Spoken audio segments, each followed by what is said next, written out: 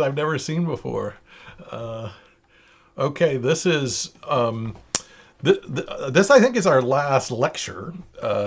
So we've got Friday. We're going to discuss some of the reasons we're going to talk about the final exam, and Monday and Wednesday. Technically, we have classes, but I have run out of things to say that are interesting. If you want me to play a game on Twitch, I'm happy to do that. But I really have nothing else.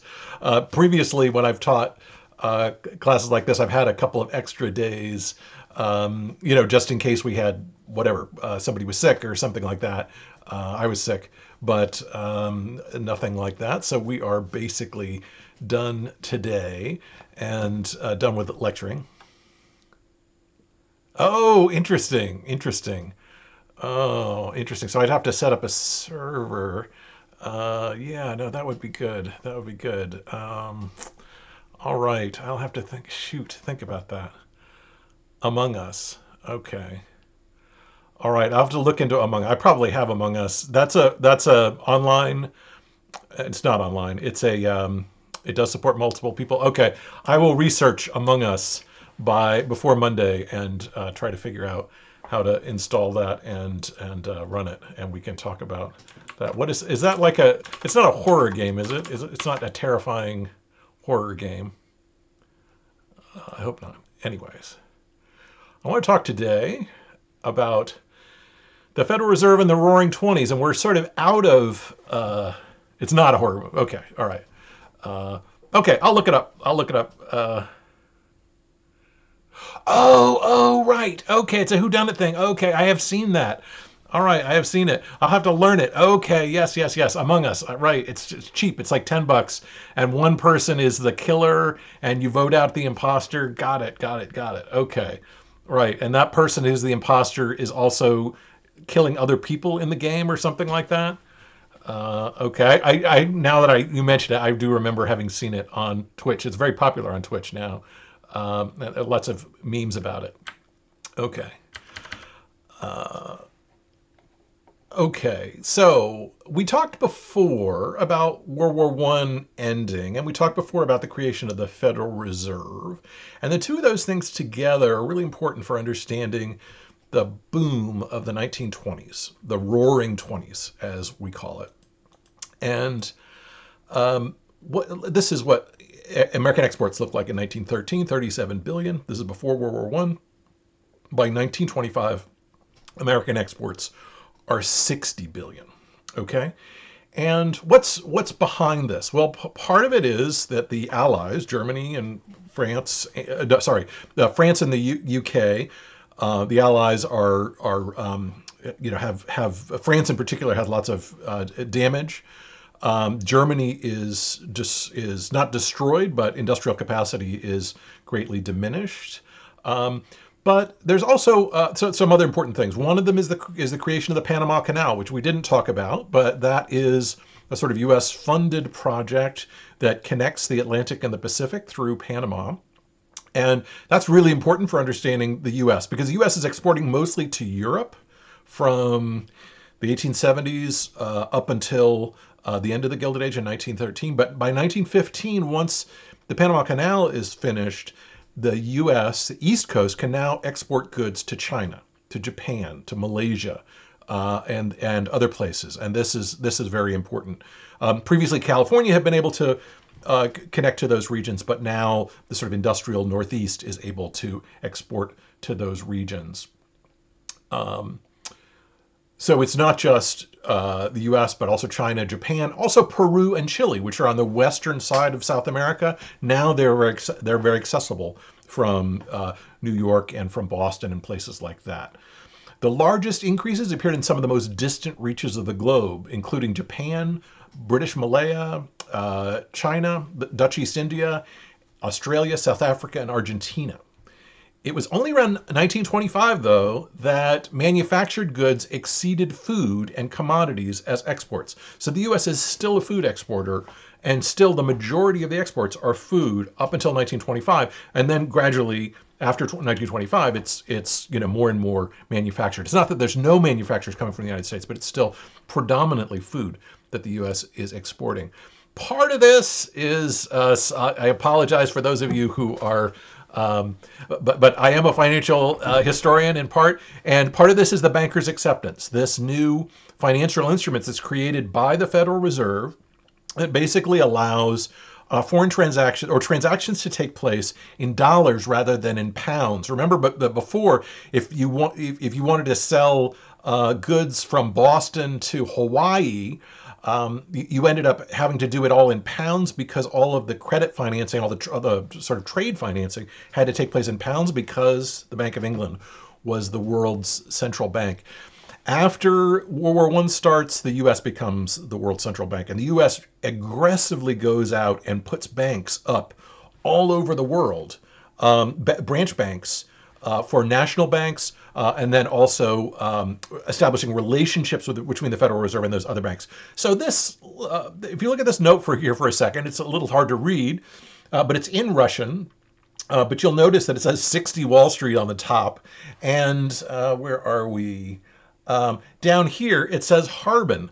That is Harbin Station, which is in basically northern Manchuria, and that's a place that's on the far eastern end of Russia. But this now has, that International Banking Corporation now has notes denominated in U.S. dollars. So it's really important that lots and lots of countries shift to dollars by after World War One, basically for their international trade and those sorts of things. So this is important because it means that fugitive gold from all around the world races towards this new monetary center in the United States. Before the war, 1/4 of the world's gold was in the United States. After the war, more than half. By 1925, more than half of the world's gold is in the United States.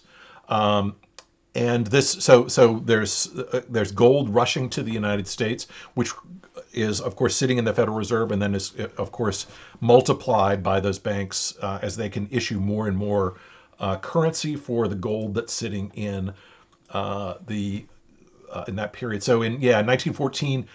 Americans. So that's one thing, is that gold is flowing to the United States increasingly in 20s. There seems to be instability in much of Europe, in Germany, but even in France and the UK, and for that reason, also there's money flowing, gold flowing to the United States.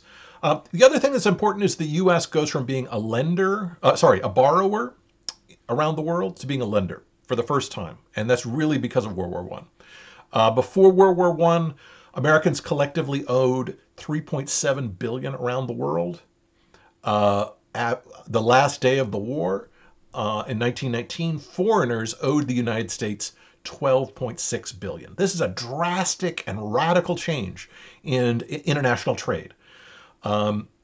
This rapid change leads to a gold surge, and if we count and then these acceptances. So if you think about the money supply is partly gold, and then it's these bankers' acceptances, which act as a sort of currency, which can be used as bankers' acceptance can be used as a sort of a credit note up here, can be used as part of the money supply in a bank as well. The money supply, U.S. money supply, effectively quadruples by 1920, and this is really important for understanding, in part, how you get rapid industrialization. The spur of cheap credit from the Federal Reserve created an American boom called the Roaring Twenties. It was a unique period of galloping productivity, low inflation, and low interest rates, made possible because the rest of the world was directly and indirectly investing in the United States. This was partly direct investment, partly portfolio investment, people buying American stocks, and partly what's called a forced loan. That is, foreign bankers held dollars because of its comparative stability in this period. Okay. Individual Americans' investment patterns also changed. So if you've got a family and you've got 2 or 3 kids and you want to save for their future, in 1870 or 1880, there's a good chance you would have bought land in the West. 1830s, you absolutely would have bought land in the West. By this period, there's no more land in the West to buy after World War I, really, or it's not cheap anymore, that is. And so people start increasingly investing their money, their nest eggs, in something that appreciated every year. Previously, that had been like things like gold and silver because you had deflation. But now in the U.S. we have inflation. Your money is worth less and less over time, and so people are putting their money in stocks or bonds because that can beat inflation. So you don't want to be holding gold and silver. You want to be holding some sort of appreciating asset. Yes. Okay. Presumably, you could also invest in gold if you've got runaway inflation, but people are increasingly putting their money in stocks and bonds. The U.S. boom took place partly in industries that would make the U.S. famous. Before the war, Henry Ford had produced an army of cheap, identical black automobiles, the Model A and the Model T. While Ford had relied on the stock and bond markets to raise funds, after the war, National City Bank and others aggressively sought to loan to new enterprises that would turn loans to potential customers. And the crucial one is GMAC, General Motors Acceptance Corporation. So Ford is a standard, right? There's a Model A and a Model T. But GM and the other manufacturers produce much fancier cars than Ford does. The Model T was $310, but GM cars like this one here were $500.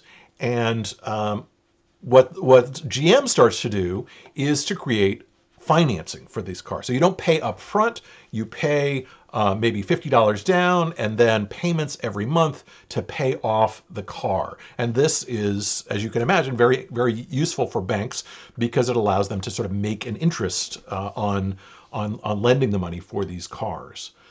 GM provided financing for would-be buyers who could not afford to pay, say, $400 or $500 all at once. Seeing the success in cars, GM's president, William Durant, then applies the same model in 1920 to electric washing machines and refrigerators with a company he called Frigidaire.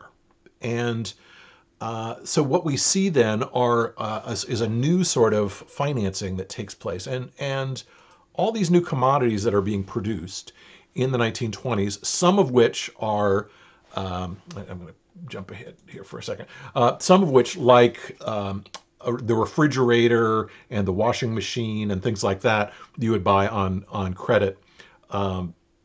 Others that you might buy all at once. With bank financing, Maytag could begin to use the same model of aggressive advertising, assembly line production, and credit financing. The assembly line produces not just cars, but all sorts of consumer commodities. One of them is the wristwatch, which you see up there in the top. People previously had pocket watches. The presumption around World War I is that you're too busy to reach into your pocket and pull out a watch. And so you want the watch on your wrist so you can just turn your hand and see the time. This picture on the right is my grandfather and my great grandparents taken with a Brownie camera from around 19 or 1920. Just to give you a sense of the sort of proliferation of new technological goods that are being produced in the United States in the Roaring '20s. Consumer goods then expand rapidly, and this is a really important part of the American boom. Major appliances double from 1920 to 1929. The sale of small appliances was more than doubles, and radios more than quadruple. Actually, that's a 20-fold increase in radios. And all depend on what's called a home electrical system, and that is basically electrification of houses, which is happening throughout the 1920s, although primarily in cities, not in rural places. So in a place like Athens, there would be very few places that would have electricity. In a place like Atlanta, very likely places would have had electricity. And so again, that rural-urban divide is going to be very important. This is, of course, the Roaring '20s. This is the period when alcohol is blocked by prohibition, but there's plenty of people drinking in speakeasies and other places like that. Okay. While the United States boomed, though, Europeans suffered. Central Europeans' problems, Europe's troubles were perhaps the most pronounced. On top of the massive debt that Germany and Austria had contracted to fight the war, the victors, France and England, demanded over $30 billion in today's dollars in reparations payments, payments for the war. And this is a huge amount. $30 billion in reparations payments is a massive amount of money that Germany has to repay and Austria has to repay. And the way in which this gets repaid, it has to be repaid in gold. And what Austria does first is basically to start printing money. The Austrian krones then are rapidly expelled by the government to pay its debts and things like that. This is going to lead to not just inflation, but what's called hyperinflation, where the Austrian krone is worth almost nothing. So this is important to understand what hyperinflation does. So this is a mark. So it's initially happens in Austria and then it happens in Germany. That basically the currency becomes valueless. Now, why would a country do this? Why would a country engage in inflation and even hyperinflation?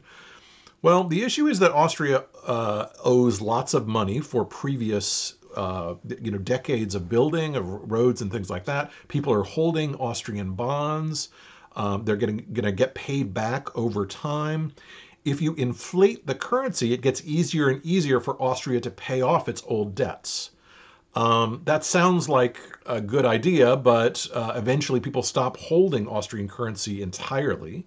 And then you get eventually hyperinflation, where basically you have to get a raise every week in order to pay for bread the next week.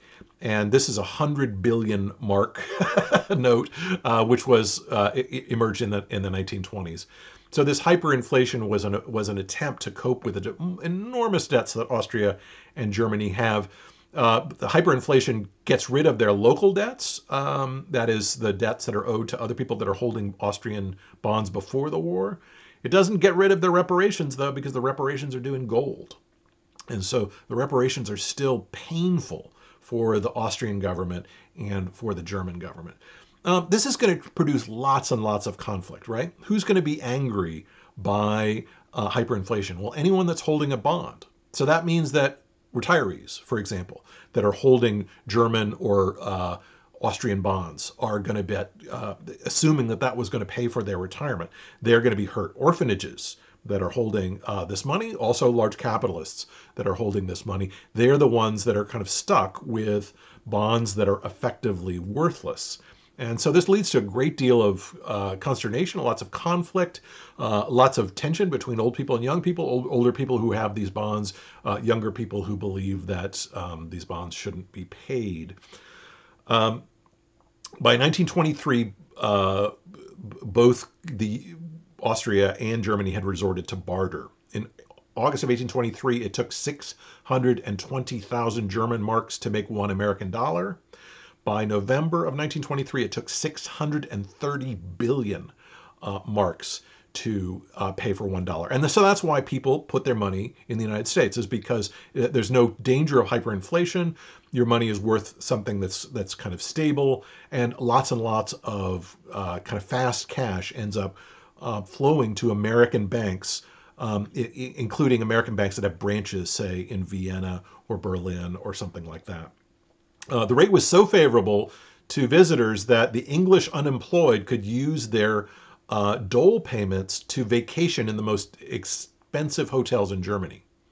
One man from Texas spent $100 to buy to hire the entire Berlin Philharmonic Orchestra to perform one evening. And so to buy food, city dwellers hauled out to farms whatever they could get along without: Chinese and porcelain vases, sabers, rifles, cameras and books, lamps and ornaments. And so this is a serious problem for people living in cities suddenly. In Germany, the national debt was denominated in marks. When hyperinflation came from 22 to 24, it caused marks to become worthless. The government effectively canceled the debt by destroying the value of German bonds, wiping out those funds of, as I said, retirees and others. The environment of powerful American dollars and weak German and Austrian currencies encouraged American artists and French currencies as well to hang out around Europe after World War I and into the 1920s, soaking in the atmosphere of Viennese coffee houses and brasseries, bars on the left bank in Paris. Now, so this is where we see the so-called lost generation of America's great writers: Hemingway, Fitzgerald, Gertrude Stein, John Dos Passos. They're called the lost generation because they're dismayed by the horror of World War One, but their horror is made a little bit easier by the fact that it's incredibly cheap to live in Europe in the 1920s. American dollars stretched further than ever before, and you could be have almost nothing in the United States, have relatively little money, and be living high on the hog in Europe in the 1920s. So this becomes a problem because there are all sorts of problems with this, but Germany's inability to pay back these war reparations becomes really pronounced. And when this happens, France responds by occupying the Ruhr Valley in 1923. This is basically a German region. There had been a small part of Germany that was occupied under the Treaty of Versailles, but this area was occupied by French forces in 1923 to force Germany to pay back its loans because it had stopped paying back its loans in 1923. And this cartoon on the right kind of gives you a sense of how Germans viewed this. Just take a look at this image. What's going on in here? Sorry, it's in German here, but it says Deutsches Reich, which is German nation, more or less. And up here is the Freedom Ahead. 1920 is the Kapp Putsch. The London Ultimatum is 1921. Can you see that? Yeah. 22 is the death of Rathenau. And then 1924 is reparations, and and then 23 is the Ruhrbesetzung, the occupation of the Ruhr Valley. So Germany is in trouble, and as you can see here on the right, this is from the German Democratic Republic, the German Democratic Party, and as you can see on the left, there are people throwing rocks at Germany. On the left is a communist, and on the right is a Nazi.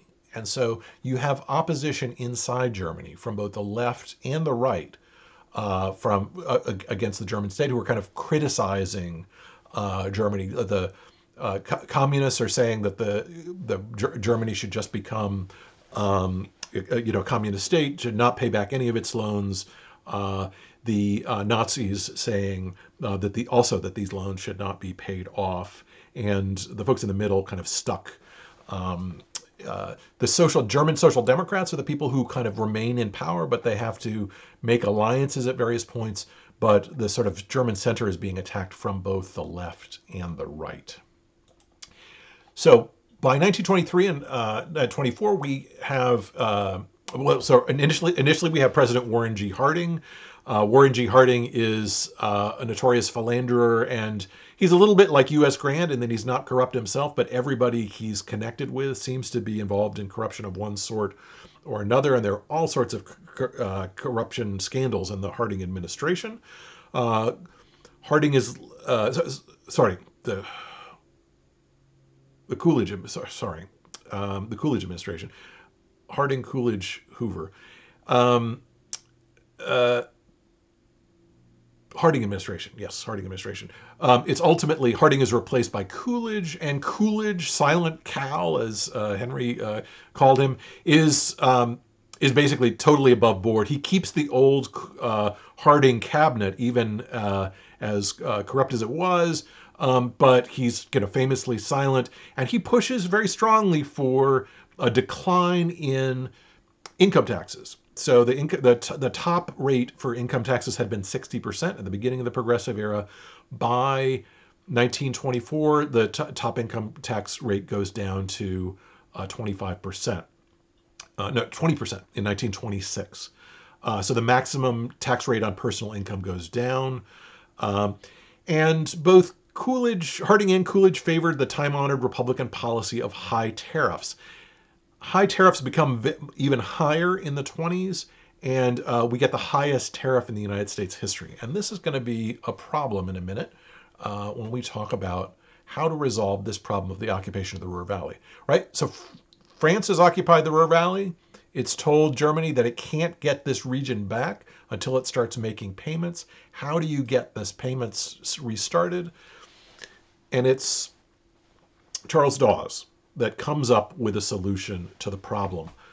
The Federal Reserve is in a position to make tremendous amounts of loans, and he says that there will be new German war loans. And this is called the Dawes Loan of 1924, the Dawes Plan of 1924. And it's in this period that Germany is issued a whole new set of loans so that it can start to pay back its reparations to France and the UK, so that France and the UK can in turn pay back the loans that they've made to the US, which are also in trouble. So let's take a look at this. You probably have seen this if you've taken the US survey before, but this is the kind of chaos of 1924 forward. The US is lending to Germany and the German states under the Dawes loans. And so these are basically large-scale loans to Germany from the United States. From issued from the United States. Americans buy these loans because they're going to get paid back by Germans. So these loans in the millions, tens of millions of dollars are going to give loans to Germany. Germany is then going to be in a position to pay back its reparations to France and the UK, right, because of the war reparations. France and the UK are then going to pay back for the war loans, because remember, the war loans are what brought the United States into World War I. And then in return, again, the US is going to take its money and invest in these bonds. So there's a kind of circle there, a circle of debt, one that all depends on everybody basically paying off those debts. And that's going to be important, and it's going to be a continued problem as we move forward, because Germany really can't pay back these debts. These debts are very large, probably unpayable. For Germany, $33 billion worth of loans, probably unpayable in this period. The other thing that happens after 24 is that the American banks figure out that it's relatively easy to issue loans in Germany, dollar loans. And so American banks start to issue much more dangerous loans than the Dawes loans. And these are loans to German states. By 1916, foreign loans abroad are 458 million total. By 1928, they are 3 times that, 1.6 billion. And many of them are these dollar loans to Frankfurt, Munich, Nuremberg, Berlin, but other counties in Germany. And these loans were never paid back. You know, we can say now in 2020, they were issued in 1920, 1921, 1922, and they are never paid back. They never will be paid back. Even now, Germany refuses to. The German states refuse to pay these things back, and so this is a problem. This is a problem because the U.S. banks are issuing these loans in the hundreds of millions of dollars to German states. It's also loaning to other parts of the world, Peru, Chile, and other regions, Cuba, and some of these loans will be paid back and some of them won't. It's in this context that the sort of context of this so once the Dawes Plan is enacted in 1924, the U.S. is able to pay back. Germany is able to start repaying its loans, and but it's still and at the same time, The Deutschmark is replaced by a new currency, the Rentenmark. And the Rentenmark is basically a stable currency. It's backed by gold. The U.S. gets back, Germany gets back on the gold standard. Things start to settle, but there's still tremendous opposition to these payments. And the largest group who are opposed to these payments are the Nazis in Germany. And this is Break the Dawes loan. So Dawes becomes vice president under Coolidge and becomes a kind of symbol for this debt in Germany and is greatly hated by the Nazis. They believe that these war reparations should not be paid, that they're too costly, that they're ultimately going to sink the German state. It's the jury is out on whether that's true or not, but it is certainly true that those reparations payments were probably far too large for Germany. Okay, so we have banks then, American banks with relatively few regulations in this period, making lots and lots of loans. Some of them fantastic loans to places like General Motors, some of them to consumers, some of them to Peru and Cuba that are good, but others to German states that are not so good. And so that's one of the question marks about the 1920s is, the status of these loans. Another question mark is the farm economy. Herbert Hoover, during World War I, had set prices for food. So basically, they take over the whole futures system. They replace it with a commodities board, and Herbert Hoover sets prices, a bottom price for food, which encourages many farmers to buy new equipment during the World War I. Once World War I is over, the U.S. is vastly overproducing grain and other goods, and the price is just dropping. There's just too much acreage in cultivation after the war for consumers, and it's largely because of I'd say Hoover's intervention in this market that we see basically no recovery in rural regions. So remember I talked about the tension between the rural and urban regions. There is great productivity increases in urban regions and in manufacturing regions, but very little productivity increase in rural regions by comparison. Now there is, the tractors are important, but that tractors are allowing people to put up more and more acreage. And so we do have basically at the same time that we have a boom in the 1920s in the urban sector and in the industrial sector, we have a bust going on in the rural sector and the agricultural sector. Connected to this is a growing maldistribution of wealth. Partly that's the fact that rural places are not catching up with urban places. Corporate profits rise by 62%. Corporate dividends rise by 65%. The income tax policy is increasingly taxing workers, larger and larger assets by workers. And so it's becoming less progressive and more regressive. Partly this is disguised by installment buying. By the late 1920s, the American public, though, has purchased all the goods that it can. And let me talk a little bit about why it is that this consumer boom kind of reaches its end.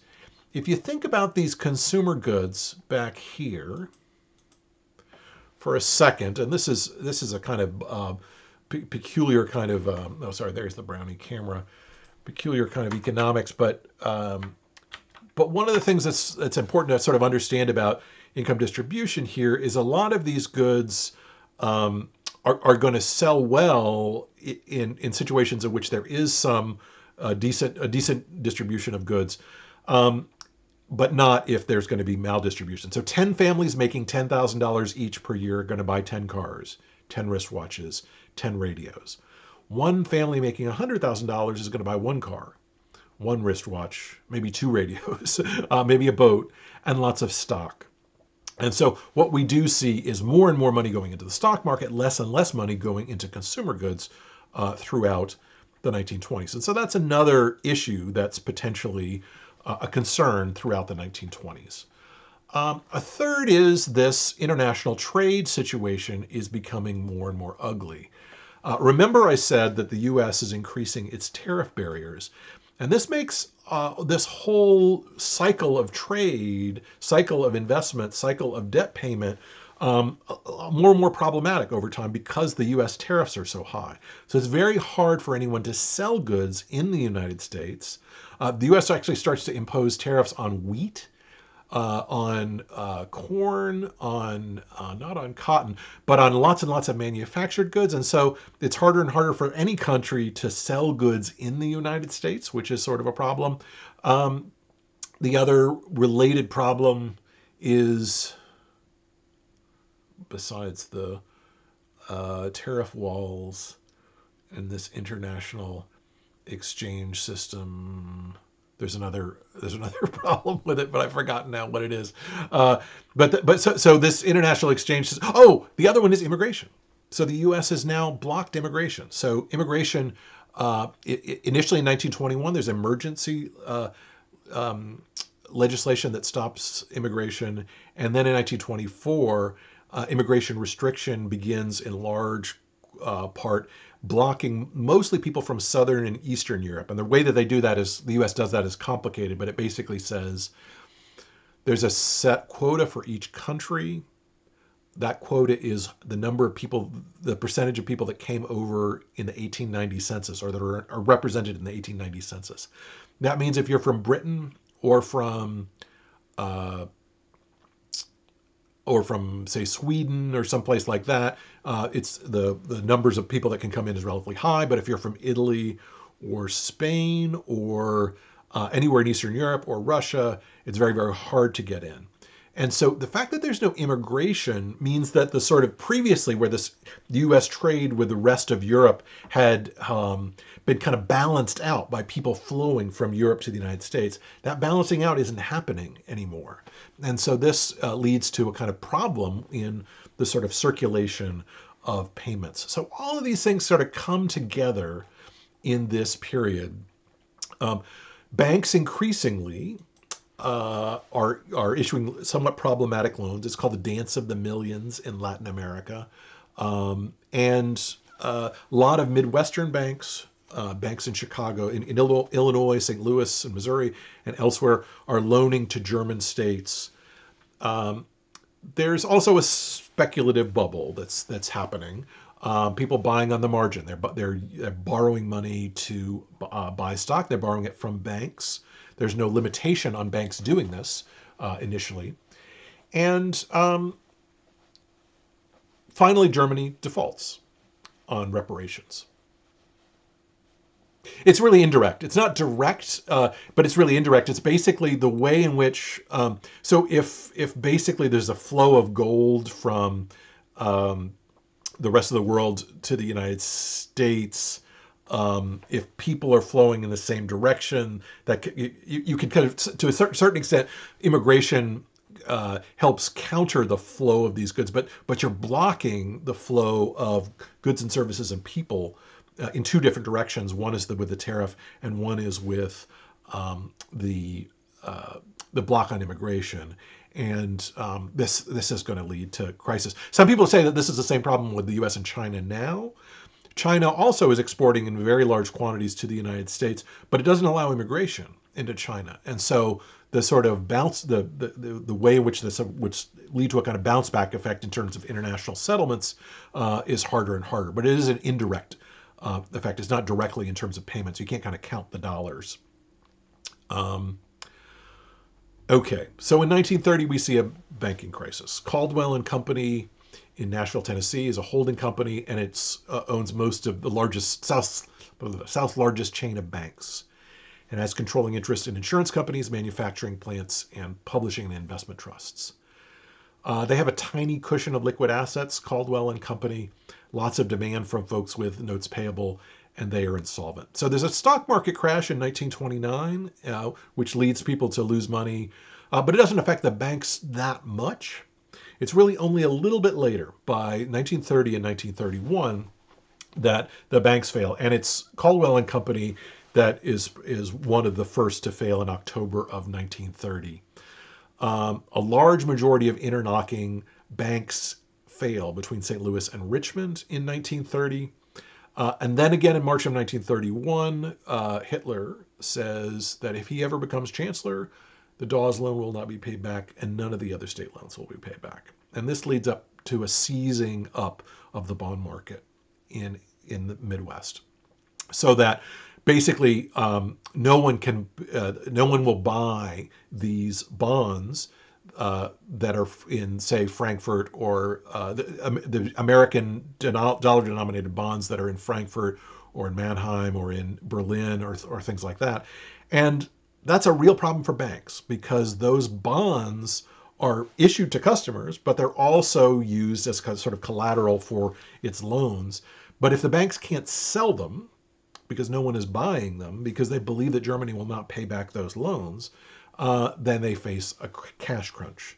And so what we see is a basic collapse of banks, first in the kind of Southeast and then in the Midwest between 1930 and 1931. Now, there's a monetary explanation for what's going on. Milton Friedman and other people have said that the U.S. raised interest rates too quickly and that this caused the problem. I think some monetary economists still believe this. I think many other people who do international settlements don't believe that this is the problem. They believe that the problem is a result of this peculiar conjunction of circumstances: hot money flowing into the United States, a rapid increase in American investment in the 1920s, and a sort of collapse at the end. The attempts to renegotiate the Dawes Plan in 1930 and 1931 basically fail. And okay, I don't want to go into too much detail about the banks here. So Americans blamed by this time, our president is Herbert Hoover, and Herbert Hoover is a great engineer, but but not much of a financial wizard.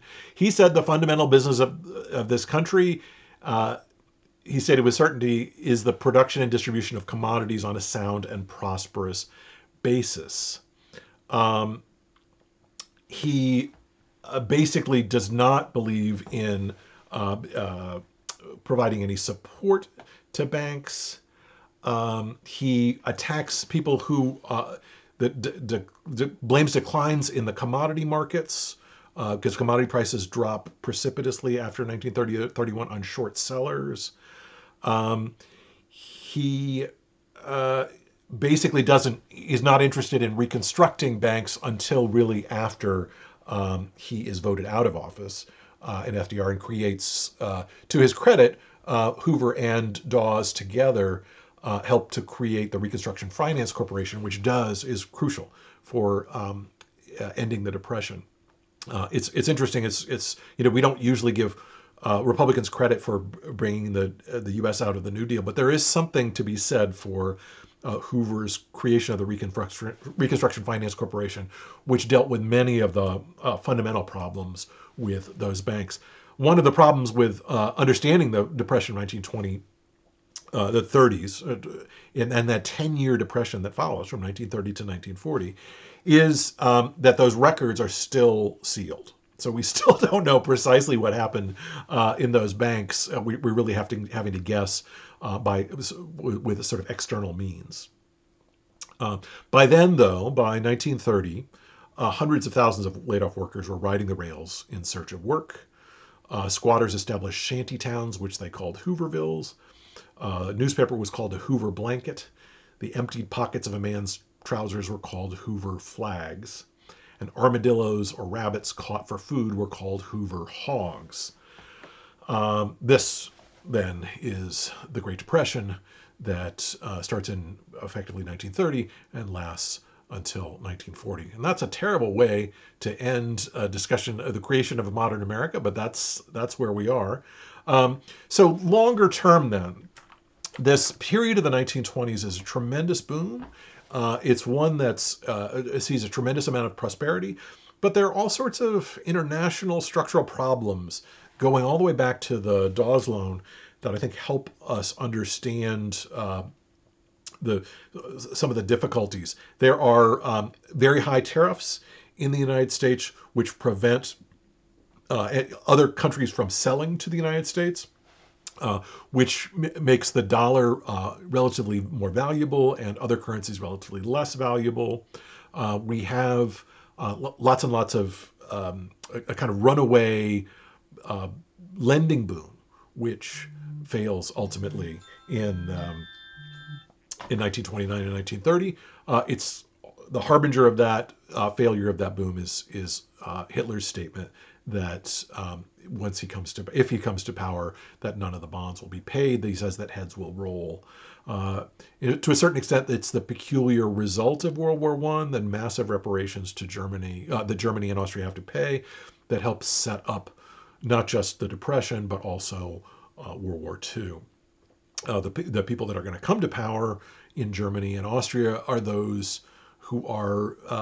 It's a combination of people who are angry. Some workers who are unemployed. Some of them former capitalists who've lost everything with the collapse of these bond booms.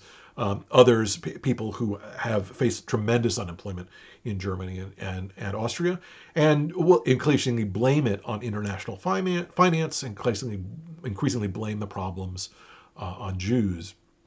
And I'm not going to go that much further into World War II, but there is a kind of national response in Germany that's, of course, the National Socialist movement, which is kind of one of the horrors, the key horrors of the 20th century. Okay, thanks so much, and I'll see you guys on Friday when we'll talk about what looks like a good answer for a good question, or what could be good questions for the final exam. And I will try to figure out how to play Among Us and see if I can get a few of you guys to play with me. Talk to you soon. See you on Friday. Thanks.